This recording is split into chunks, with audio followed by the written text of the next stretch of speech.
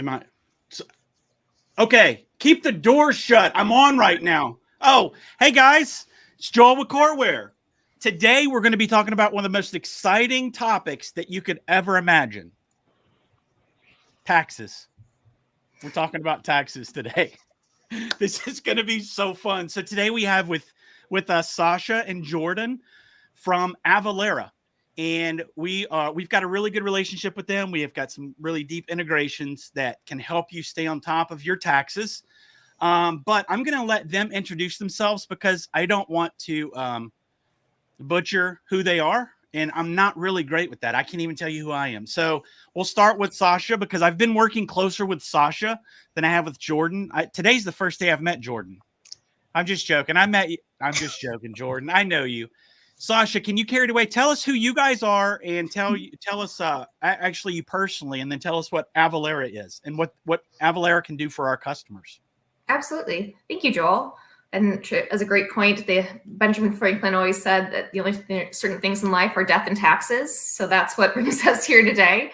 But I'm Sasha Armour and the sales executive at Avalara, and I'll be the one working with our Coreware customers interested in the Avalara integration. I've been with Avalara for a little more than 3 years.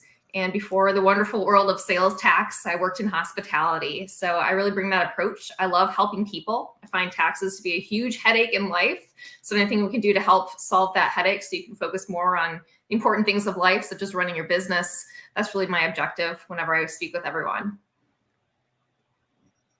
Awesome. Well, thank you, Joel. I am Jordan. I am the Inside Strategic Manager, Alliance Manager here at Avalara. I've been here about 5 years now, and I am the point of contact for all things partner related, any resources in that end to help grow partnerships here. And I will be Sasha's wing woman today. All right. Guys, I'm so sorry. I've got too many screens and my cursor gets mixed up. I've got a screen right here. And when I try to go over, I can't. I got to go under, right? I know it sounds weird. So I'm trying to unmute myself and I can't. But you guys are doing great. Again, I've known these people for about 45 minutes. No. We've been working closely together for the past couple of weeks for this webinar.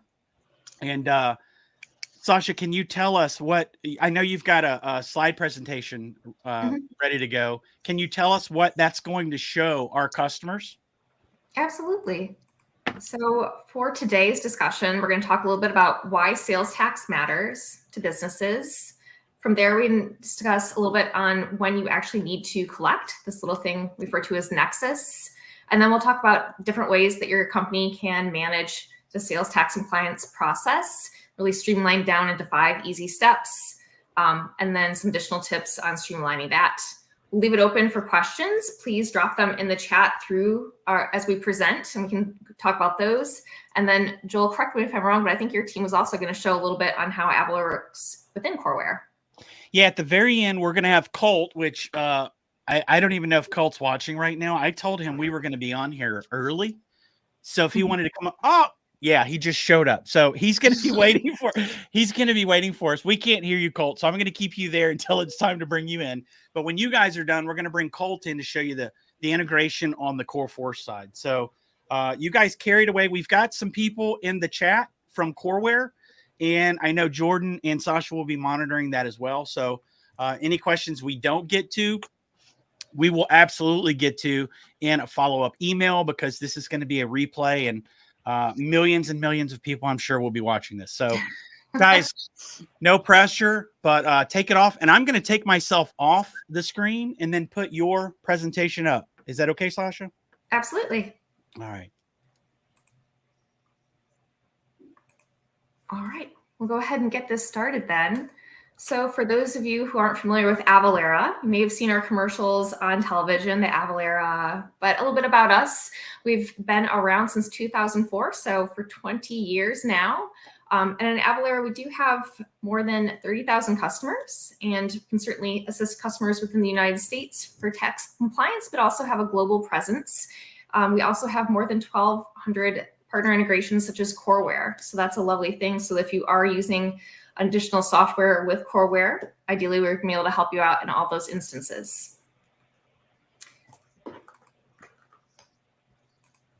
And now I'll pass that over to Jordan to take us off on why sales tax matters. Awesome. So first up, let's review why sales tax matters, okay? Go ahead to my next slide. So as you can see here, states rely heavily on the sales tax revenue. It makes up almost half of their income. So if you look, it's a whopping 47%. Okay. Now, so 3 in 4 businesses think that if they were to be audited, it is at least somewhat likely that the auditor would find mistakes. So I'll bet the auditors are even more confident that they'll find something. But wait, there's more.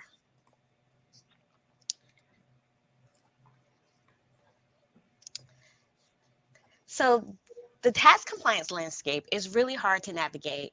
There are a lot of pieces to it, and most of these variations across different parts of the country and the world. So in fact, there are over 13,000 jurisdictions in the US alone. And just last year only, there were over 100,000 updates to tax rules. All right, so now let's talk a little bit about Nexus, what that means, and when you should be collecting taxes. We use this term a lot at Avalara, but when you're a business, it all comes down to Nexus. So what is Nexus? That is just the definition of what that connection is between a taxing jurisdiction, such as a state, and an entity, your business. And there's lots of various types of Nexus. So most businesses are familiar with physical nexus, and that's if you have an office in a state, remote employees, even if you're holding inventory in a state, or if you cross state lines, if you're going to a trade show. So other physical things can happen with your business, but that's essentially where you have boots on the ground.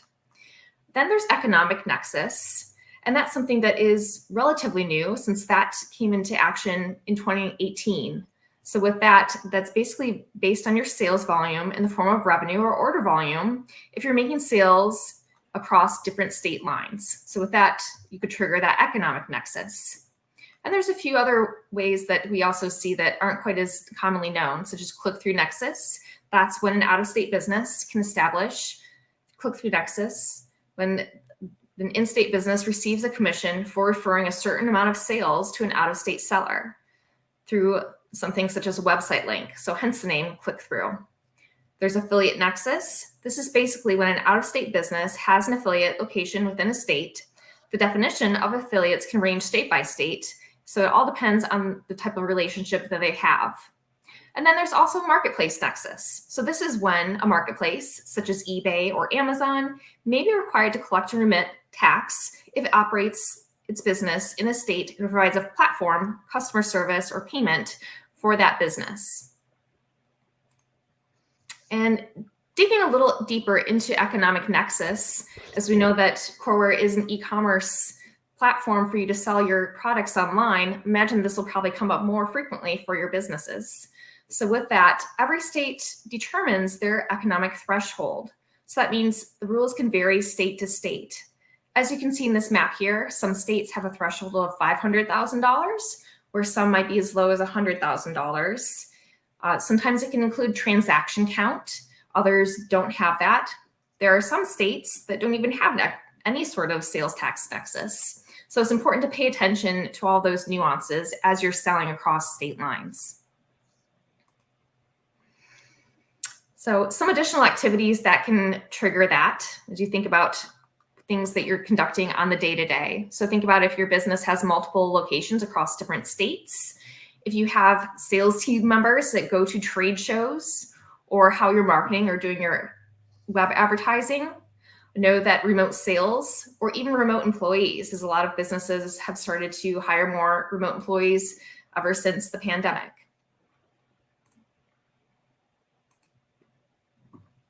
All right, perfect. Now that we discussed the various challenges businesses have managing sales tax compliance, let's talk about some simple steps you can take to streamline that process. So once you understand where you have established nexus, so that's whether if it's physical, economics, or other nexus types, you need to get registered. Upon getting registered, you now have a requirement to begin collecting taxes. Trying to calculate the correct amount of tax can be rather difficult, and we'll take a deeper dive into this in a bit. So next, if you're making any sales to exempt entities, so that's resellers, distributors, manufacturers, etc., you'll need to keep track of your exemption certificates and ensure they're valid and current.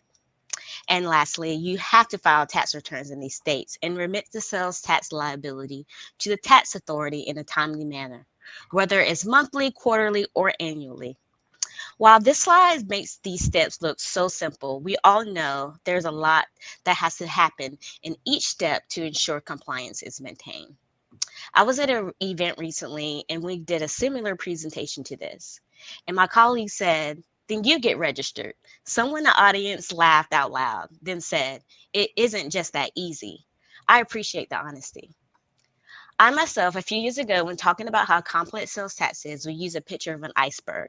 So at the tip of the iceberg, we talked about the sales tax. But underneath the water, there's so much more to worry about, which includes law changes, exemption certificates, having to get registered in different states, which of course all have different registration forms, filing and sales tax returns, which again, every state has different returns, filings, and frequencies.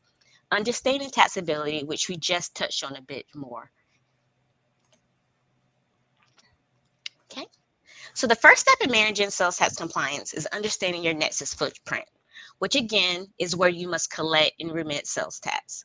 It's important to take a look at your business activities and how they can trigger a nexus obligation. So physical nexus is definitely the most obvious and easy to identify. This could be where you have employees, where those employees travel, such as sales reps soliciting businesses in other states, going to trade shows, employees performing services in other states, or in where you store your inventory. But now you also need to consider where you're selling to inside of your current states where you're registered. Are you hitting the revenue thresholds or selling over the transition amounts? Again, the rule of thumb is 100K in revenue or 200 separate transactions. Also, as you consider now sales channels or go-to-market strategies, you must confirm how they can impact your nexus. All right, so once you understand where you need to be registered, the next step is to get registered. Each state's registration forms can be different. Generally, states want you to get registered within 30 to 60 days of exceeding an economic nexus threshold. So the list on the right shows you the typical items and information needed as you get registered, just to name a few. So step 3, you calculate the correct sales tax amount. There's a few other variables to be mindful of when collecting the right rate.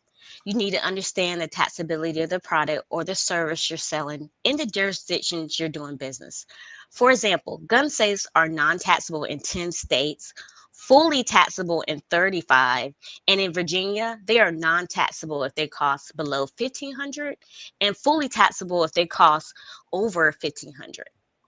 You need to be able to capture sales tax holidays applicable to the invoice. Some states, such as Louisiana, Mississippi, have a Second Amendment sales tax holidays where the items you're selling will be non-taxable for a limited period of time. You need to understand the sourcing rules based on the states.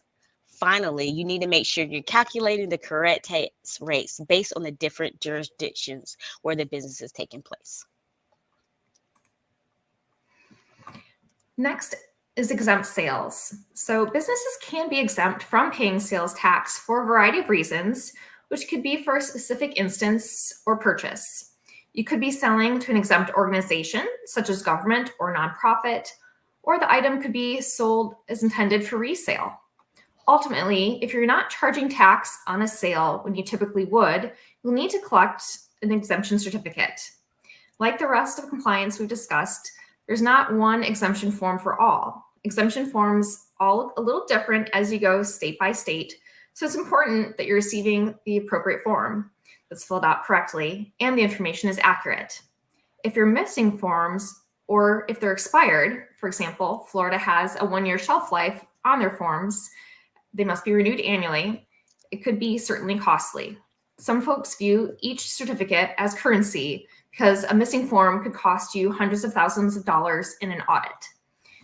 Last, regarding economic nexus thresholds, many are based on gross sales, which does include exempt sales. So as you're reviewing your current exemption process, think about the various employees and departments also involved with that. So how could you describe your process? Is it thorough and repeatable? And have you ever had a negative audit or trouble finding a certificate? Have there been any customer service issues around exemption management? So exemption certificates are big sticking points in audit nowadays, especially as a taxable item is being sold to an exempt entity will not be providing sales tax revenue for a state.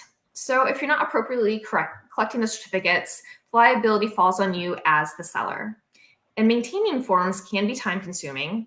As a lot of folks worked remotely through COVID, we've heard it's very hard for finance and credit teams to share exemption data, whether it's during customer onboarding or for repeat customers. So there's not an easy way to access a customer certificate if employees weren't able to physically access it with them in a filing cabinet or folder. So ultimately, it's important to ensure that you have your exemption documents all on file and in order.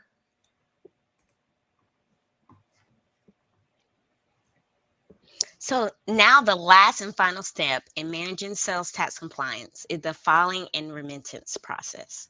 Once sales tax is collected, those funds need to be remitted back to the jurisdictions. Like mentioned earlier, sales tax is a pass-through tax. So once you collect it, you send it to the respective state or jurisdiction.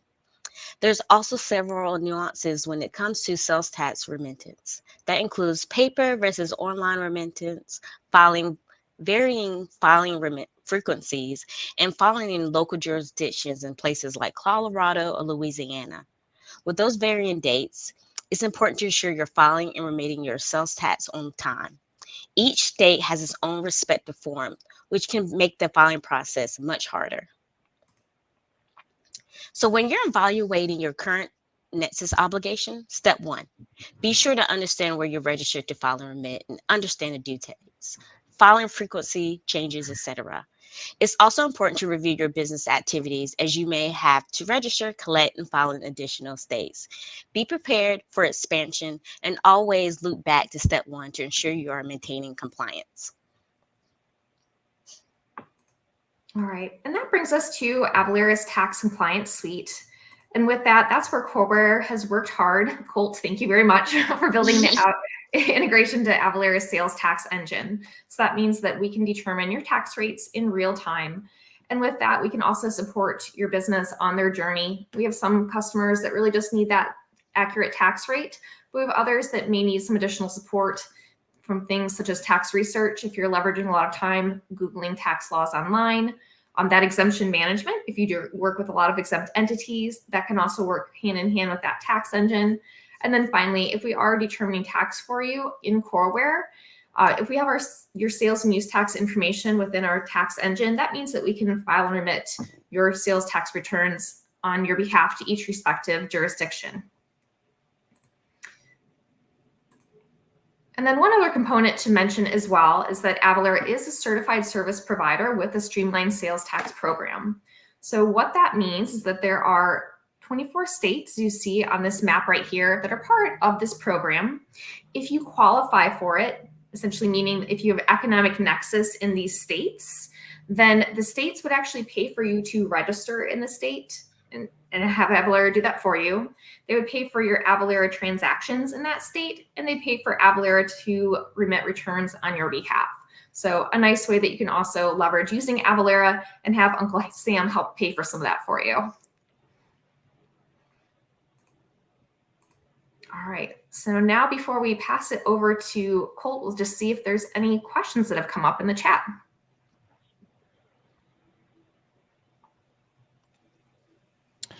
No questions as of yet.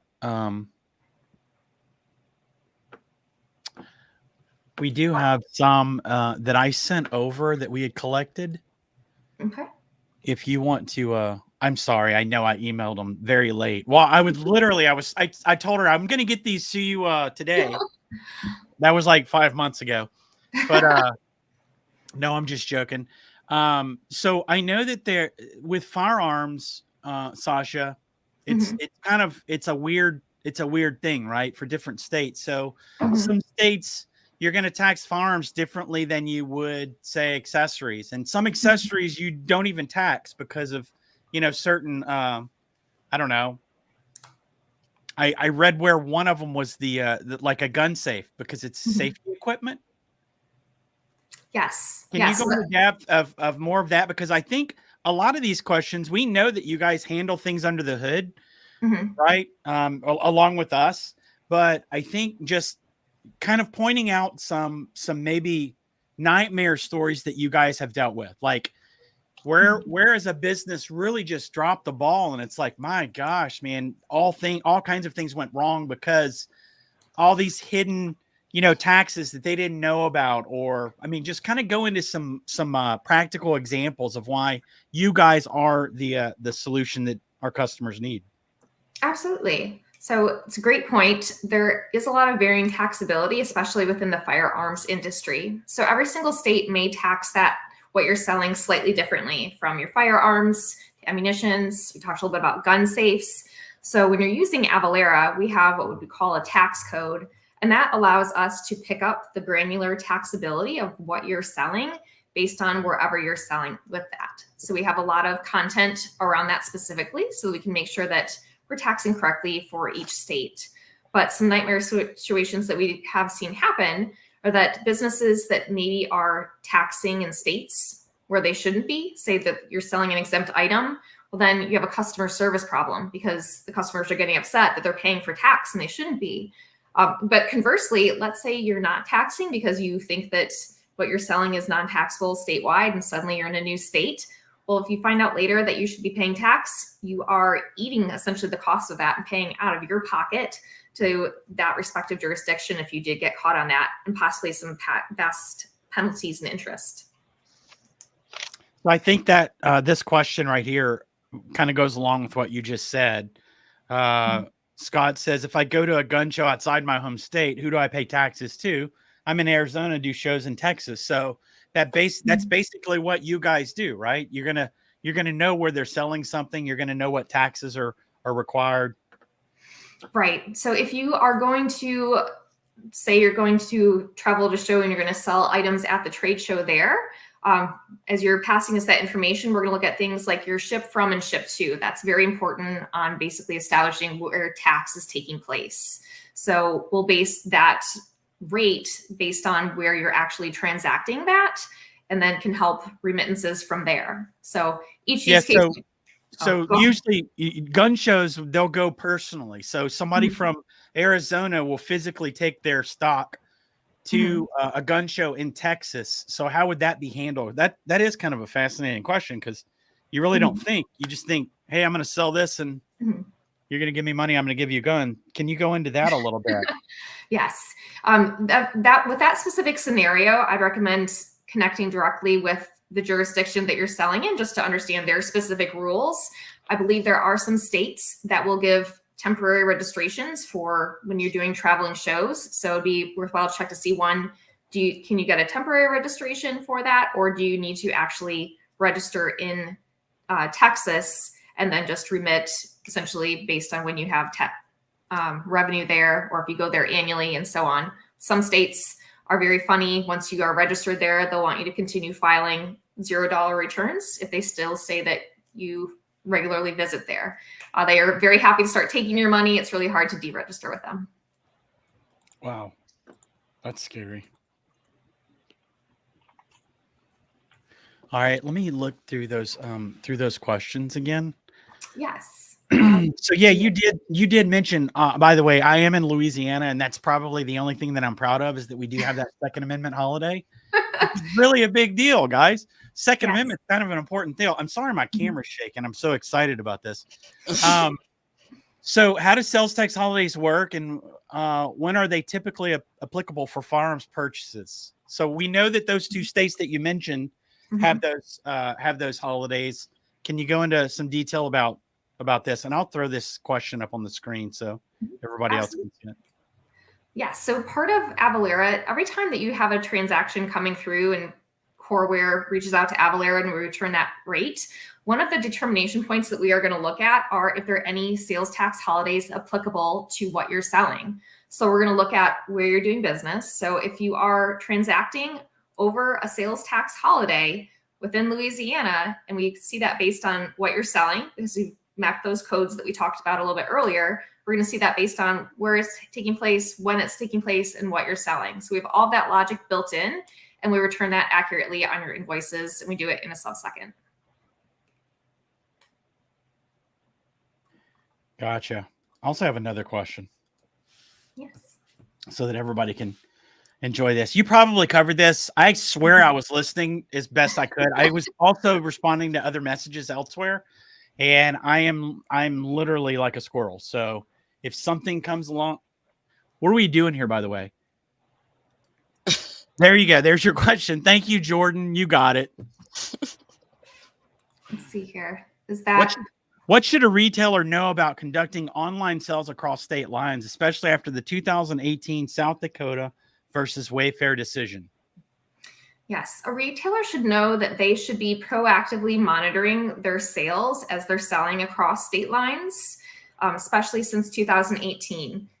If you haven't been actively checking that, a best practice would be to do a Nexus study. So we have that available. You can look back to the beginning of Wayfair, or you can look at the past 12 months. But it's important to understand that, because if you did cross it, say in 2019, and have not been collecting or remitting, you may even have past tax obligations.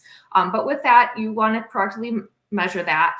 Each state, as we talked about earlier, it has slightly different rules. So it's important to constantly track that.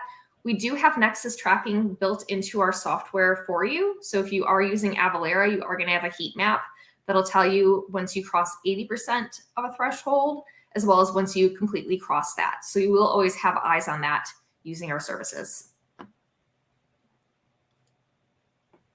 Perfect. And I know I'm surprising you with these questions, Sasha. Jordan told me to be hard on you, so that's what I'm doing. Yes, okay? I did. Hey, this is a fascinating, it's not a question, but this is really, shows you how they make this industry jump through hoops just to conduct business. So Chris says, funny thing, I'm an FFL on the East Coast. My FFL is in Virginia, and when I do shows out of state, I'm required by the ATF to transfer my products to an in-state FFL. I can assist in selling those. I think if push came to shove, the in-state FFL would be required to pay the sales tax. Mm-hmm. Yeah, that is a good question. Probably, huh? Because it's being sold under that FFL. Mm-hmm. Yeah, that's something that Jordan and I can look at into with our tax expert team. I think that one's a good one. And if I don't know the answers, fortunately, we have a great team of content experts that we can always check with on that. Right. And obviously, this is a very popular question on any solution that we, promote. How much does Avalara cost? Absolutely. Avalara is a usage-based cost model. So we look at the total number of completed invoices that you have on an annual basis, because we have annual subscriptions. We're only going to include in that count your Nexus states. So if you haven't crossed over the line in other states, that's not a concern. We'll still track it for you.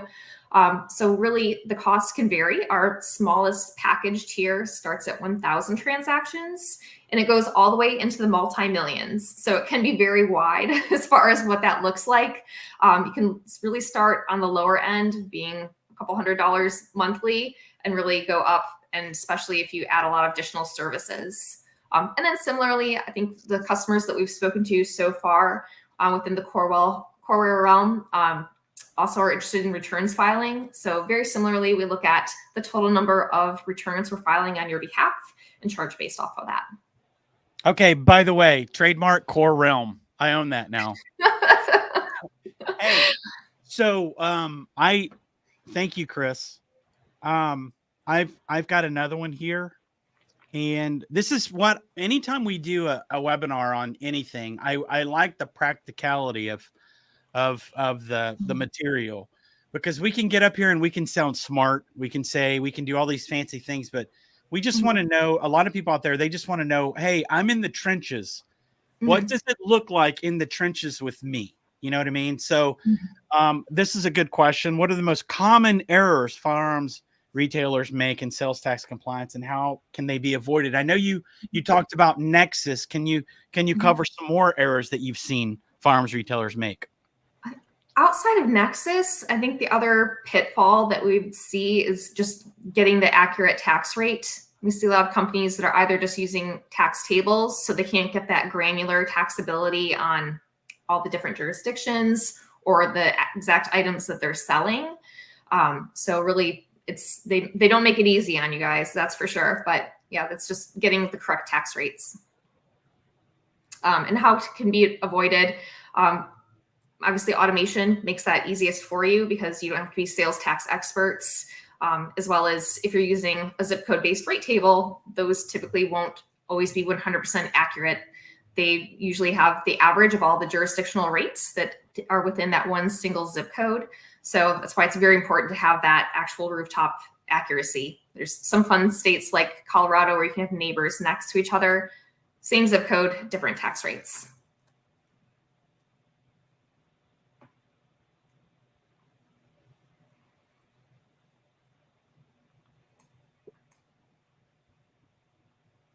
Ooh.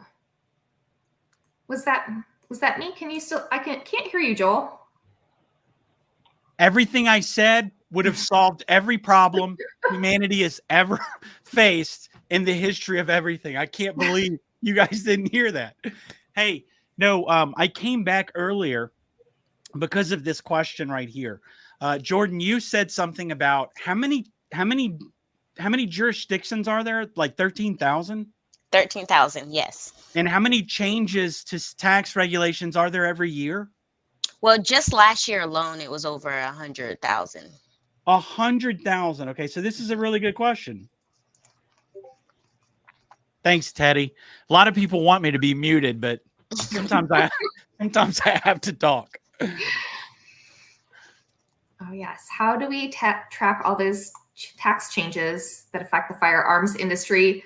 Avalara has a team of hundreds of researchers, and that's all their job is to stay up to date on the latest tax rules and changes. So not the most exciting job to me, but certainly grateful for those team members that do that for us. Yes. So you guys are literally, you have to be watching this constantly. Yes. That is insanity, right? Insanity. Okay, so here's another one. And we may not have an answer, guys. I'm just throwing it up here. I sell products on Gunbroker. If I sell there, they collect and pay local sales tax and bill them to me on a monthly basis. Can Avalara just bill for products I sell on my website and shows? All right, so it sounds like based on this, Gunbroker is the marketplace. Yes. And they're collecting and remitting on Chris's behalf. So basically, just want to know if Avalara can just bill for the products that you sell on the website and shows. If you're setting up an Avalara account with us, we can just set up for you essentially whatever you're transacting within Coreware. If you are using a marketplace, states do have a place on your sales tax returns where they want you to note your marketplace sales. So that's something that you can certainly just import into your Avalara console so that you can have that for your reporting, which would be important there. And even though Gunbroker is your marketplace, it really depends on the scenario, but there are some marketplaces that would still, if you're selling on them, it would still also trigger those economic nexus thresholds. So that's something that you would also want to track. Gotcha. I have no idea what you just said, but hopefully, it sounded Chris. It sounded good. Hopefully Chris understood. Let's see what we've got here. We've got Daniel. Will a core store integration be developed anytime soon so we don't have to manually upload sales to Avalara, assuming they are filling? Okay. As far as I know, I think we're working on this. I don't know for sure. I'm going to get, that's what Spartan's question was earlier, and I'm going to get an answer for that. And if we find out a little bit later, well, I know we're going to find out. just so you guys know, Ezra was supposed to be here today. Yeah, I'm selling him out. Hopefully he's not watching. Ezra was supposed to be here. No, he has been so busy lately. He's been on the road. He's probably flown more in the past this past year than I've flown probably in my entire life.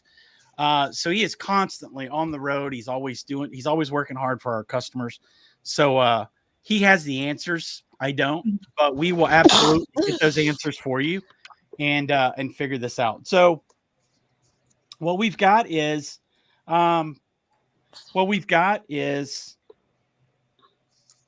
email address down here that I'm going to scroll across the bottom of the screen. So you guys just email me those questions that we may not be able to answer. And we'll also have the answers in the description of the video later on. So if you go watch the replay on YouTube, we'll provide those answers there as well.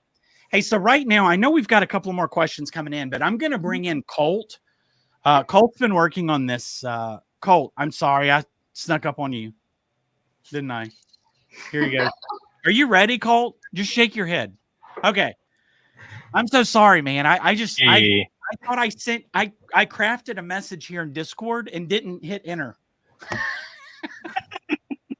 It's all good. I'm ready. The message at the bottom tells me to be ready at any time. So there you go. So Colt's been working with Sasha and the team at Avalara to get all this stuff worked out. And Colt, you're not completely clear on when, if we're gonna have a core store integration, right?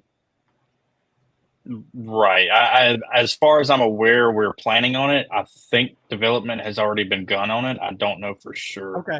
But we'll get confirmation for that for sure. Gotcha. These are questions that I should know, but I don't. And don't sue me because it's a little too easy these days.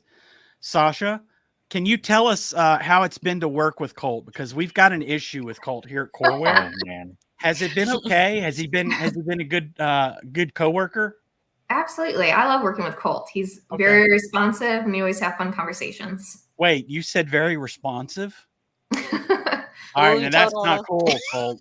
You ignore me like hours before I was like, hey, man, duck, they're attacking. And he gets back to me like 3 days later. He's like, what? So we got another question coming in. How does the integration Avalara handle refunds? Ooh, good question. Very good. Mm-hmm. Yes. Well, with refunds with Avalara, if you have that posting, essentially that would post within Coreware, pass that to Avalara, and so we'd see that refund. And then if you already, say, paid sales tax on one monthly return, then we would see that on the subsequent return for that to adjust and make even. Yeah, and essentially on the Core Force side of things, it's just treating it like any other refund. We would trigger that if you had the Avalara integration set up and everything. Awesome. So obviously, I've got another question. Where's my question?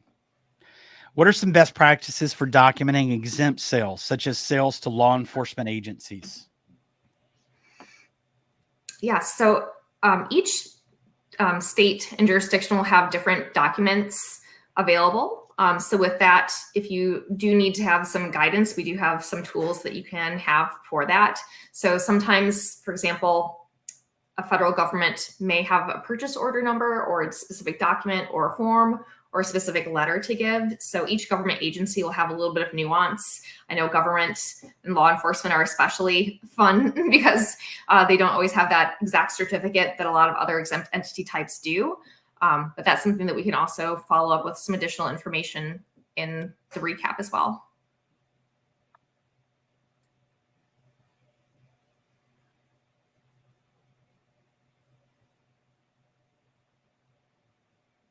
He's muted again.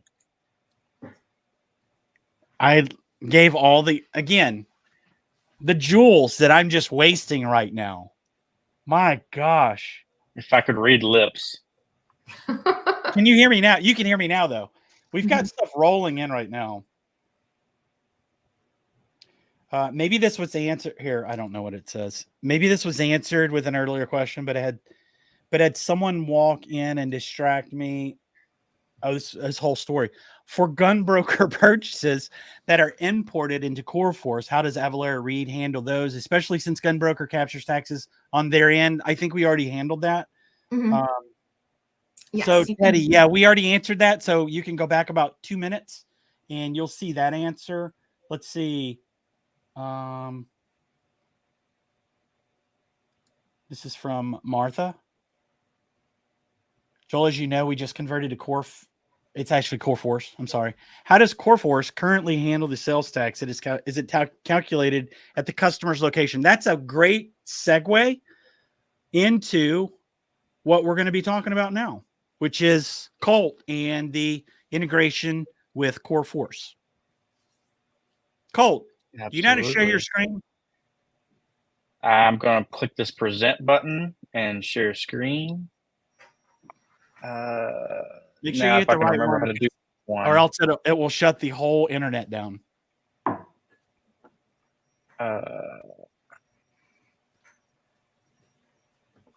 Yeah, let me stop this You're real good. quick so I can do it because it says just one screen. So I'm going to move y'all over here. Hey, no one's going to see your screens until we put them in the. They'll show up in the green room first, so you'll be able to see those before they come in. Hey, Okay, Jordan, cool. we appreciate your time, Jordan. Jordan, you're from North Carolina, correct? Yes. We're actually located in North Carolina. Have you ever Oh, visited our Raleigh? office? No, I No, haven't. we're in Mm-mm. Columbus. Oh, nice. I've never Yeah. been. How far is Columbus from Raleigh? That's a good question. Sasha, you told me Did it was Columbus Columbia, from? Columbus. I could have Yeah, sworn you I think told so. us. Yeah. I think If you about don't 3 hours. Yeah. okay, that's not bad. Yeah, 3 I'm hours. not, Jordan. You don't have to worry about ever meeting me there. I'm not Okay. there. I'm in Louisiana. So, Sasha, do you currently live in North Carolina, or are you still in Michigan? I am in North Carolina, so Okay. I think I mapped it out because one of these days we're just going to show up on the CoreForce Yes. doorstep and say hi to. You need to. We usually have if Ezra was here, he would talk about this, but we usually have a little gathering every year, and it's sort of a company gathering, but we sometimes bring in some partners and customers. So if we do that this year, and which I'm hoping we will, I'm sure we'll be sending you guys Man, I invites. really hope we do.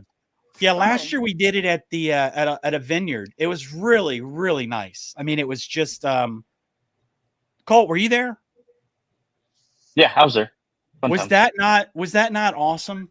That was really it was just an intimate really get together. The surroundings were just beautiful. North Carolina's beautiful. I didn't know North Carolina was is. that beautiful. So It's Colt, actually 4 hours, so now we know. It's 4 hours away. okay, that's plenty to get away if we know you guys are coming. Hey, so Colt, did I smoke screen enough to get you time to? Yep. Perfect. So are you ready to? I'm are ready. you ready to throw this up there? Yep. All right. So what I'm going to do is I'm going to show the CoreForce standard and basic view first, and then I'm going to switch over and show the CoreForce Advanced Enterprise. They're very similar. It's just to make it easier for people that or what they're used to seeing and everything. So right here we have the CoreForce basic and standard view. So essentially, now this is going to be pretty quick. So all you have to do is go into your site defaults, which is under setup and site defaults here. You'll see a little Avalara tab right here. Just click to enable. If you don't have an account, we have a little handy dandy sign up for Avalara here link that you can just click to go ahead and get that taken care of. I'm going to cover some test credentials in here. So this is the credentials you get from Avalara. As soon as I click out of that, it's going to say, Avalara connection works. It goes your company code in here. You got a default freight tax code. If you need to see the default, we have a little thing here that'll pop up and show the list of all of them. This also lets you choose whether you want to just calculate and not report. So once because you can, I believe, Sasha, correct me if I'm wrong, but you can get sandbox credentials, right? To set that up, to test it if you need to, make sure it's all working for you so that you don't do that. Absolutely. That's usually what we like to do with our new customers, so you can test first. Okay, that's what I thought I was remembering right. So that way you can sit there and not have that to commit. And then when you're ready to go live, you just update the credentials there, click commit documents, and save it, and you're good to go. Some of the other things that so that's it for the setup. Now there are some other stuff that I'm going to jump over to the advanced enterprise level to show you that back end. So as you can see for advanced enterprise, it's literally the same setup. Let's see. I'm going to show this one instead. So same thing. You go in here, add your credentials. It's the same exact process. Click out of it. Oh, I logged out, of course. Took too long, Joel. There we go. Sasha, you can be honest now. We're seeing it live. It's been horrible working with him, hasn't it? No, he's always been there. That's we know. Sasha, I know he's a really good guy. Colt's one of my favorite people in the world. We put our technology partners through the ringer too, because we make sure everything's tested and before officially certifying. So put through a lot of hard work. Yeah. Yeah. So this is a list for the freight tax codes. You click on that, and it'll show the list of the different ones. So you can just copy these in here. If you click on one, it'll automatically apply it in there for you. Also, if you need a shortcut to the admin console, we have that right here as well. Just click that link; it'll open up a new tab. So that's essentially it for the basic setup. It's pretty simplistic. Now there are more fine-tuned things that you can go into. For instance, you can go into categories and set your text codes here. We have text codes here, a list here as well. So you can go down, you can do a search, filter it. You can click on here. You click on that, it'll automatically apply, so you don't have to copy and paste and all that extra steps. So that'll to this category. So like for instance, you want to go back to it and set the one for specifically for pistols. I can't remember what. I don't think it's pistols. It's kind of handguns or something like that. But you find out to whichever category you want to apply it to, click it, and it'll apply it right there for you. That's on the category level. Then you can also go into the product level for specific products, because there can be specific products that are unique, of course. And under the product that you're looking at, under the data tab here, you can scroll down, and there's the Avalara tax code here. Again, there's a little list here. You can go through there, click it, bam, it adds it to it, and you just save it, and that'll apply that tax code for that specific product. Now, Sasha, I think that was the only 3 real sections. I can't remember if there was anything else. I know Phil's working on this forever, but it's been a minute since I looked at it. But I believe it's just category and products, and then the setup, and that's essentially all they need. Right. Yeah, the setup really is simple.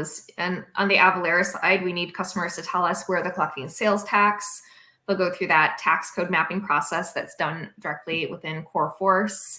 And then from there, you're going to test and make sure everything looks the way you want it to. And then you can select a date that you're ready to go live, and boom, you flip it on. We're calculating tax. Absolutely. Wow, you said that with a smile. That's scary. We'll collect their own taxes. Hey, did you have more to cover, Colt? Because you weren't here that long, so we're gonna need more from you. No, I can make something up, I guess. No. See. We don't want to do that. The whole world's doing that lately. We want to be real here. But no, that's pretty much as simple as it gets as far as the setup and everything, and you'll start seeing it calculating in the checkout process. So, can I put you on the spot, Colt? Sure, maybe. If we have to go back to this later, that's fine. I do know that some of the customers we've spoken with have maybe a handful of exemption certificates, but really not enough where they feel like they need to automate that part of their compliance. For customers that do that and aren't storing their documents in the Avalara, we have a concept of an entity use code that would be entered within the Coreforce section. Do you have the capabilities to show where that's entered into the customer profile? Oh, I'd have to probably follow up on that one. So I'm Okay. not sure off the top of my head, unfortunately. That's all right. I know I put you on the spot, Yeah. and I believe that's called out in the user guide that you created for us as well. Yeah, I can't remember exactly where that part's at. I'd have to follow up and see. We'll get an answer for that. Colt, no offense, but I'm going to put a question up here. It's going to cover your face. Hey, this is Candace. This is can't the see question anybody. that you guys should be happy to answer, Jordan and Sasha. Mhm. If I'm already integrated with TaxJar, how would I migrate over to Avalara? Absolutely. So if you're interested in changing over to Avalara, with that, we would just assist you with getting your account set up.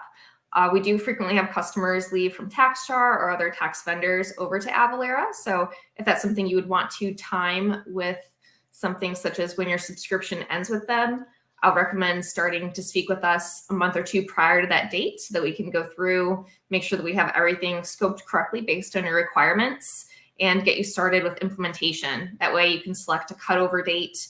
I've got some customers that will keep it pretty close to dates. Others want to have maybe like a month, just not as concerned, but they want to make sure that they can suss out any additional testing that goes along the way. But yeah, we're happy to look at that for you, Candace. And I see my name scrolling along the bottom there. So Yes, so Your name please, is- if you're interested, please email or reach out to Sasha. She could definitely have those talk intros so you know who to go to. So definitely Right. talk to Sasha. I just realized I coughed and I wasn't on mute. I'm sorry, y'all. I was just in la la land. Hey, there was another question I was going to ask. Wow, this is so weird. Oh, so I believe, Sasha, because nobody's brought this up, but there will be a giveaway. I think you're going to do that drawing in the next week or so, because we're trying to do everything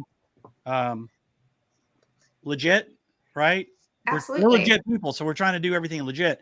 So Sasha's going to be doing a drawing from everyone that attended for a Yeti cooler. And no, Colt, you and I cannot win.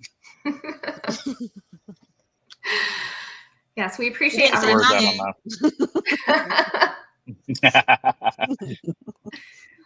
Yeah, we appreciate everyone's time and attendance, as we know that tax isn't always the most exciting topic, but can certainly be a pain point. So definitely want to give something out nice to say thank you for. I wish I had a Yeti cooler for everyone here. Unfortunately, it will be a drawing for just one, but yes, we will reach out and follow up with the lucky winner to get your address and information.